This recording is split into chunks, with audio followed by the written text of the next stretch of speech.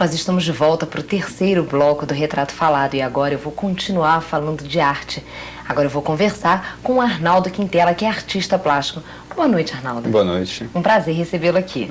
Igualmente estar aqui com vocês, essa oportunidade de poder explanar e mostrar o trabalho que a gente vem realizando há tantos anos em Petrópolis, né? São 27 anos de pintura. 27 anos de pintura e 17 lecionando artes para diversas faixas etárias dentro da nossa cidade. Antes da gente falar da sua experiência como professor, que com certeza deve ser interessantíssimo, eu quero falar de como surgiu a arte na sua vida.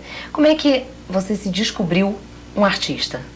Eu comecei a estudar pintura com 14 anos de idade, ainda garoto, com uma professora, Imara, dando dicas e passando conhecimentos técnicos. E já aos 18 anos eu estava decidido a prestar vestibular para a Faculdade de Belas Artes, para a Escola de Belas Artes da Universidade Federal do Rio de Janeiro. E assim foi, eu entrei na universidade e hoje eu posso dizer que eu me sinto realizado. E embora enfrentando diversas dificuldades no Brasil, porque a arte no Brasil geralmente não encontra o incentivo que mereceria. E mesmo dentro dessas dificuldades, eu hoje, dentro de tudo que eu já realizei nesse decorrer da minha vida, dessa atividade profissional, eu posso afirmar com certeza que se eu tivesse novamente os 18 anos ou 16, eu não faria o mesmo percurso, a mesma opção, não me arrependo. Faria tudo de novo. Faria tudo de novo. Embora tendo com certeza encontrado as dificuldades que infelizmente todo artista encontra no nosso país. É natural, exatamente. Isso não tem como a gente realmente escapar dessa realidade, né? Como é que você diria que evoluiu a tua carreira? Como é que foi a evolução? Como é que você, dos 14 anos, quando você começou a pintar, até hoje, como é que foi essa evolução? O que você aprendeu? O que você colocou de diferente nas tuas telas? Como é que foi isso? Eu comecei pegando justamente o conhecimento acadêmico básico da arte e na faculdade eu encontrei grupos e tendências dentro do surrealismo. O surrealismo como proposta de arte, que muita gente que conhece a arte conhece essa proposta, que visa libertar o artista através da imaginação, deixando fluir toda a criatividade que emana do subconsciente. Depois do surrealismo, continuando no meu trabalho, eu me encontrei dentro do Renascimento, uma proposta de um neo-renascimento, ou seja, seria um retorno aos valores do humanismo. Minha pintura sempre foi muito voltada ao lado místico, sempre teve uma característica de misticismo no meu trabalho. E isso eu mantenho até hoje, ela é extremamente simbólica. Passei por uma fase de arte sacra, mas sempre trabalhando sozinho, também não encontrando nenhum apoio de nenhuma igreja, nunca me vinculando a nenhum tipo de religião. A minha busca era muito comigo mesmo. Retratava anjos, retratava cenas da vida de Cristo, até mesmo depois que eu tive influência da filosofia oriental, budismo, tudo isso eu passei nas minhas telas. É uma coisa muito pessoal, né? É um estudo muito, muito íntimo. Deixando de lado a questão técnica, que realmente foi muito importante, que eu adquiri com os meus professores, a questão do tema, das temáticas, a questão da criatividade, sempre foi muito o lado individual, realmente. O artista, ele é, por natureza, um individualista. Arnaldo, essa era uma pergunta que eu ia te fazer. Você está citando as tuas fases depois que você entrou para a universidade, que você adquiriu técnica, estudo e professor, mas você acha que um artista se faz dentro de uma faculdade? Não. De forma alguma? Não. A coisa parte muito do gostar, de você fazer aquilo com prazer. Você ter prazer naquilo que você faz e principalmente amor, né? Porque você tem prazer, você gosta, você ama aquilo que você faz. E a partir daí a coisa acontece, vai fluindo de uma maneira natural e espontânea, né? E assim, como eu vejo acontecer com alguns alunos meus também, que o prazer que eles sentem de poder realizar uma criação e botar para fora todo um sentimento, uma emoção, é justamente a partir dessa questão, né, do gostar da atividade. Né? Você tem seu estilo favorito? Alguma coisa que você goste mais de fazer? Olha, eu sou muito eclético. Realmente, quem me conhece, quem acompanhou em Petrópolis, na cidade, as minhas diversas exposições que eu já fiz aqui, sabe disso. Então, eu tenho o lado da escultura, eu tenho o lado da pintura, eu trabalho também com desenho animado, eu tenho o lado da música, inclusive, também, que é uma coisa que eu também gosto. Mas o carro-chefe é a pintura, né? É um artista assim, bastante completo, né? Uhum. Mas mesmo dentro da pintura, você tem o seu estilo favorito? Cada época, para mim, é aquela época representativa. É o que você já disse, que é ser eclético. Eu acho que todos os estilos são importantes, desde que você faça com consciência, que você tenha consciência daquilo que você faz. Até, não importa se você seja moderno, ou se você seja acadêmico, ou se você seja surrealista, ou renascentista, isso tudo são convenções, entendeu? O que importa é aquilo que você tem dentro de você, que você sente. E é importante também que você faça com a consciência, em todos os sentidos, inclusive na consciência técnica, que é fundamental. Uma vez um amigo meu também, músico, ele falou, me passou uma seguinte ideia: o músico é aquele que consegue não só pegar um instrumento e tocar esse instrumento, mas consegue escrever a harmonia desse instrumento, consegue escrever uma peça, uma partitura, daquilo que ele está, né, realizando naquele instrumento. Isso é um músico completo. A mesma coisa o pintor.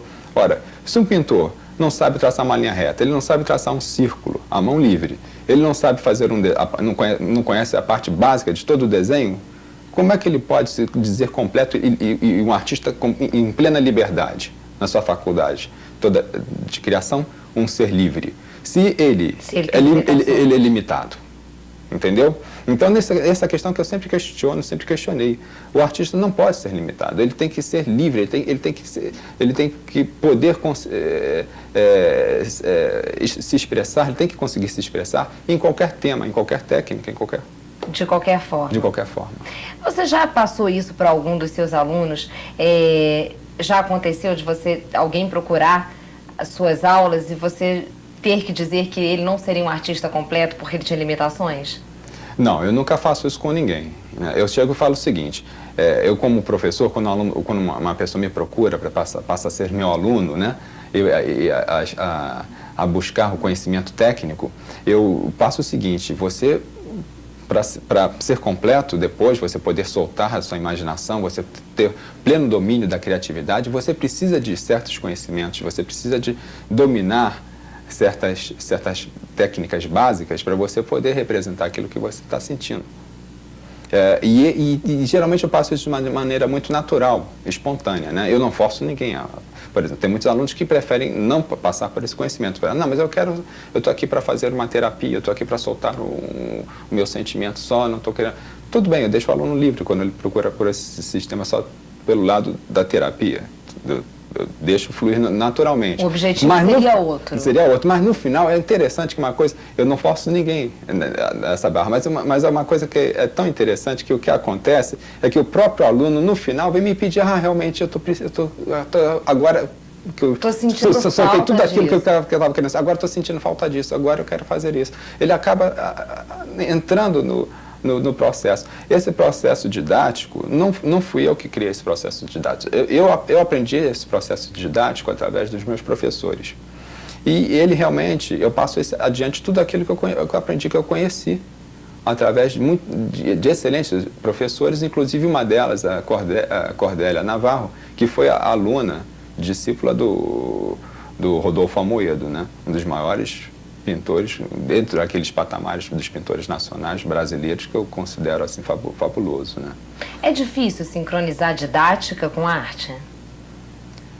Não, já como eu disse, a coisa é espontânea, é natural, ela flui de uma maneira assim fantástica. Não é difícil, para mim é uma coisa muito tranquila. Você primeiro se descobriu artista, pintava e depois você começou a dar aulas, ministrar aulas. Como foi que surgiu o seu interesse por passar para as outras pessoas o que você já sabia? Foi através da Brarte Cultura Artística de Petrópolis, através da dona Hebe Machado Brasil, hoje falecida, uma pessoa fantástica, maravilhosa, E eu fui, a convite dela, realizei uma exposição individual na Casa das Artes. A Casa das Artes, nessa época, funcionava na Avenida Ipiranga. E havia um espaço que era um salão onde geralmente ocorriam exposições de artes plásticas, com artistas, inclusive, de diversos outros estados, que vinham de São Paulo, do Rio, Espírito Santo. Ao realizar essa exposição individual, eu já morando em Petrópolis desde pequenininho, ao realizar essa exposição, ela achou um trabalho assim, muito bom, gostou do meu tipo de pintura e resolveu fazer o convite para que eu administrasse as aulas de pintura dentro da Casa das Artes. À primeira vez eu fiquei meio assim, peraí. Você ainda não tinha pensado, se imaginado professor além de artista? Não, justamente. Então eu fiquei meio assim, meio fora do ar, assim, mas isso é uma coisa de certa responsabilidade, eu acho que... Mas isso, nessa época eu já tinha 15 anos de pintura, né? Já tinha passado, já estava formado. Experiência não lhe faltava de forma alguma. Não, mas havia uma certa insegurança. E ela falou, você pode fazer isso a nível de experimental. Você inicia, pega uma turma, que eu já tenho uma turma interessada, e a gente vê como vai ser o desenrolar da história. E deu certo, felizmente. Então a gente vai fazer um pequeno intervalo, daqui a pouco você vai me contar como é que se desenrolou essa história. Tudo bem. O Retrato Falado não terminou não, porque eu não ia terminar o meu programa sem vocês saberem como foi que ele continuou e como foram as primeiras aulas do Arnaldo. Daqui a pouco a gente está de volta.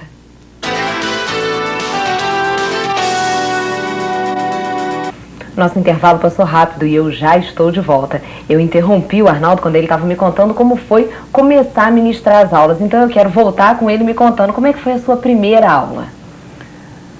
A primeira aula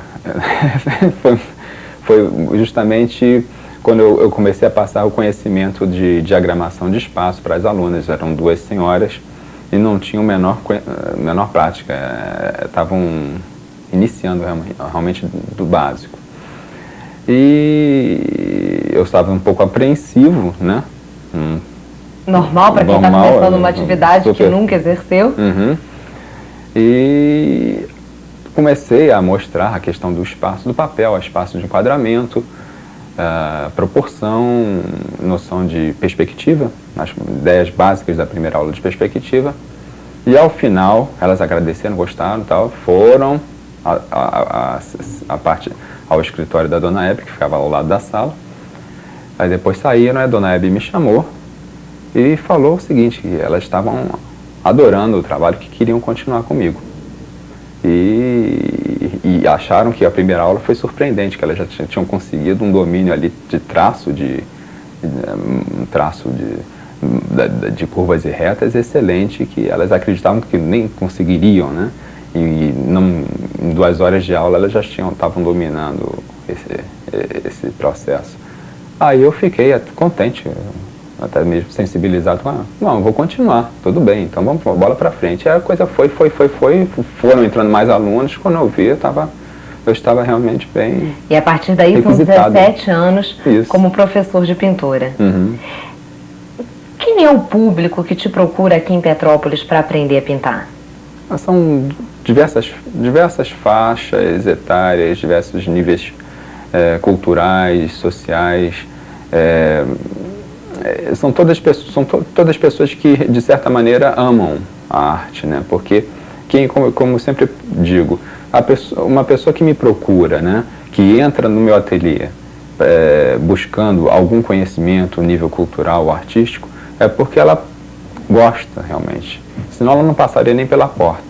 Certamente. Então, aí a coisa flui naturalmente, né? Eu nunca forcei ninguém a nada. E todo mundo que realmente passou por minha aula, passou pelo meu curso, sempre acabou conseguindo realizar ou criar ou se expandir de uma maneira satisfatória, né? Então foi sempre muito compensador. Quanto tempo dura um curso de pintura? Existe um tempo determinado ou é o tempo que o aluno precisa para aprender a pintar? Na verdade, nosso curso são vários cursos dentro de um todo, né? São vários módulos. Começa pelo processo do aprender a ver, que é justamente dos objetos, chamado natureza morta, passando pelo lado da criação, pegando marinha, paisagem, casario, até atingir a figura humana. Ao final da figura humana, ele está apto a trabalhar com qualquer tipo de tema, a criar qualquer tipo de tema. Partindo para a pintura, para tendências escolas francesas ou holandesas de pintura, desde o impressionismo e expressionismo, como ele bem entender. Mas para isso eu passo uma aula de História da Arte anteriormente a essa opção, mostrando através de slides toda a evolução da pintura, desde o período paleolítico até a Idade Contemporânea, para ele se identificar com o estilo que ele goste. Basicamente esse é o processo que eu utilizo. Quem quer procurar suas aulas, Arnaldo, pode procurar aonde? No edifício Bauhaus Expansão, sala 504. O edifício Bauhaus Expansão fica na rua Dr. Nelson Saerp, número 95. Aqui pertinho da gente. Pertinho de vocês, isso. Aqui vizinho. Com certeza vai ter muita gente aí querendo. E o que se precisa para estudar, para ter aula de pintura? É necessário que se leve um material? É um material básico, né, de desenho, porque justamente o princípio é o desenho artístico, que é importantíssimo para qualquer estilo, qualquer tipo de técnica que você queira desenvolver, seja óleo, seja aquarela, seja escultura. O material básico é o bloco de desenho, a canson, no tamanho A3, o lápis HB, 6B e borracha. Então ele vai aprender a desenhar, não adianta alguém achando que vai começar, vai chegar na primeira aula e vai sair pintando tela, tinta, não é por aí, né? Depois ele vai desenvolver a tinta. E uma coisa interessante é que a nossa tinta, o aluno aprende a fazer todo o material artesanal, ele aprende a fazer a tinta, ele aprende a fazer a tela. A vantagem disso é que os materiais nacionais, as tintas nacionais e a tela, elas são de qualidades inferiores, então elas não têm uma capacidade de durabilidade muito grande. Fazendo a tinta, ele tem um recurso, uma garantia de que esse pigmento terá uma permanência muito maior. Isso é muito interessante, né? O aluno faz a tinta que ele vai usar para pintar o quadro. É completo, né? Ele fez tudo. Quando o quadro estiver na parede, ele pode dizer que ele fez tudo. Justamente. Você faz exposições com os seus alunos, com os quadros feitos pelos seus alunos? Já fez exposições? Diversas exposições. É o ponto máximo do curso, quando o pessoal expõe? Quando já começa a ser colocado o trabalho ao público e o público começa a sentir o resultado, né, também, porque compensa ao aluno ele ver, é gratificante ao aluno ele ver o seu trabalho sendo admirado, né, também. Isso é fundamental para a formação. Falando de como eu digo, ninguém faz um trabalho para colocar dentro de um armário e deixar trancafiado lá.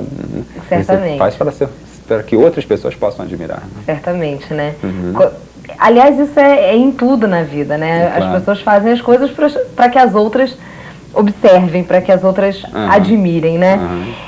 Falando de expor, de ver pessoas admirando o seu trabalho, além da exposição que você faz com seus alunos, você já fez diversas exposições individuais, inclusive fora do nosso país, não é isso? Exatamente. Conta pra gente como é que foi expor na Europa. A primeira vez foi meio complicado, sabe? Por quê? Porque foi uma assim, de aventura, né, que eu resolvi, vou para França, Paris, porque os dois países que eu sempre tive vontade de conhecer, sempre era o meu sonho, era Paris, França e Itália. E optei por Paris justamente por todos aqueles mestres da pintura que eu sempre tive influência, que passaram por lá também. E a emoção é muito grande quando você, por exemplo, anda em Montmartre, você anda numa das ruas, daquelas calçadas, e que você pisa naquele chão que eles já pisaram também. Então é uma sensação indescritível para mim, a minha sensibilidade como artista. E quando eu consegui a exposição, a primeira exposição, consegui mostrar os primeiros trabalhos em Paris, foi muito complicado, porque o francês é um povo muito fechado, é natural, isso está enraizado na própria história, por tudo aquilo que eles já passaram, né? É uma realidade completamente diferente da realidade brasileira nesse ponto. E quando eu estive lá, eu fui procurar galerias que pudessem se interessar pelos meus trabalhos. Eu levei as telas enroladas. Já levou as telas prontas? Todas prontas num tubo. E procurava marchands ou pessoas das galerias que pudessem ver esses trabalhos. A maioria não queria nem que eu abrisse queriam nem tomar conhecimento daquilo que eu estava levando, né? No final das contas, depois de ter percorrido mais ou menos para mais de 40 galerias durante uma semana em Paris, eu já estava meio frustrado, meio cansado também. Eu aí resolvi tentar uma última lá, a galeria que era perto da Place de Vosges. A Place de Vosges é uma das praças mais antigas de Paris. E nessa galeria, Lantin, havia um marchand, um senhor, que olhou para mim e me passou a mesma resposta. Eu não tenho interesse porque já tenho todos os artistas com os quais eu já trabalho na minha galeria. Preferencialmente aos franceses, é claro. Valoriza-se lá, eles valorizam muito mais o pessoal que é da terra, né? Não do que vem pessoal de fora. O pessoal que é de não sei de onde, que é não sei de onde. Não, lá é o oposto, eles valorizam o pessoal da porque eles têm plena razão, plena consciência disso, porque tem que dar vazão à cultura local para que aquele local possa crescer a nível, em todos os sentidos, inclusive o turístico. Se a França é o que é hoje, ela deve isso em parte aos pintores impressionistas, que lá foi o berço daquela cultura toda. Então, baseado nessa parte, eu fiquei meio, no final, decepcionado em relação ao tratamento que eu estava recebendo. E eu falei, bom, eu cheguei para o marchand abertamente e falei, olha, estou decepcionado, sempre escutei falar que Paris era o berço, né, da arte, da cultura, da artística, e fui mal recebido em todas as galerias e estou indo embora, não pretendo voltar mais aqui. Decepcionado. Botei as telas de base no tubo e estava saindo, ele tocou no meu ombro e falou, não, deixa eu ver, volte. Deixa eu ver se essa tela realmente porque até então é interessante, como você está dizendo, né? Telas. Aí ele ficou, porque mexeu no brilho dele, né? No brilho eles são muito nacionalistas. E, mal ou bem, eles têm uma certa postura, né? E aí ele resolveu, não, deixa eu dar uma olhada para ver se o trabalho realmente é interessante assim, realmente. Aí ele abriu, aí ele, tá, vamos fazer o seguinte, vamos deixar 3 telas em consignação. Aí a coisa começou a funcionar. Que realmente, então muitas pessoas começaram a gostar do meu trabalho. Né? Isso é ótimo, né? A gente tem aqui um belo exemplo de que ousadia pode levar a gente, a ousadia e insistência pode com certeza levar a gente aonde a gente quer, né? Você saiu daqui, enrolou suas telas e foi para Paris e foi só a primeira exposição, né? Depois dessa já fiz uma outra há 2 anos atrás. Já levando 20 telas, já conseguindo, inclusive, comercializar 20 telas, mostrar o trabalho. Tudo. Ótimo. Eu vou, então, nosso tempo encerrou, mas é ótimo porque a gente vai encerrar nosso programa agora com uma bela mensagem. Eu agradeço muito a tua presença aqui. Nada, é um prazer estar aqui com você. E desejo muito sucesso para o teu trabalho. Obrigado. Arnaldo, muito obrigado pela tua presença. Igualmente. O Retrato Falado dessa semana está terminando. E terminando repetindo isso que eu achei maravilhoso. Ousadia sempre, porque a gente vai conseguir o que a gente quer. O Retrato Falado terminou, mas a gente tem um encontro marcado na próxima terça-feira, depois do Dicas da